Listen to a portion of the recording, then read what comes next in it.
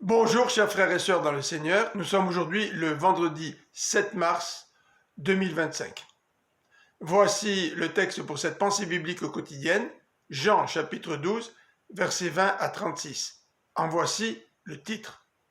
Mourir pour porter du fruit en abondance. Ces non-juifs qui voulaient voir Jésus étaient grecs.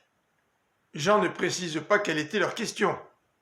Le plus important est de savoir que la mort de Jésus portera du fruit pour tous ceux qui veulent être ses disciples, qu'ils soient grecs ou juifs. Jésus illustre ses paroles par l'image du grain qui tombe en terre, qui meurt et qui porte du fruit en abondance. Jésus va donner sa vie pour que tous ceux qui croient en lui puissent être sauvés. Le principe du grain de blé ne s'applique pas seulement au Seigneur, mais aussi à tous ceux qui veulent être ses disciples.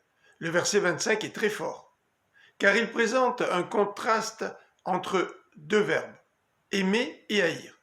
Celui qui aime sa vie, par opposition à celui qui est la sienne.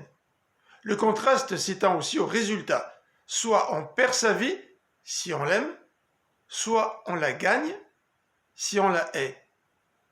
Dans ce passage, Jésus mentionne la gloire qui sera la sienne après avoir donné sa vie. Mais auparavant, il va falloir qu'il souffre et qu'il meure. Il prie pour que son Père le sauve de cette épreuve. Cependant, il est prêt à l'accepter, car son désir d'accomplir sa mission est bien plus grand.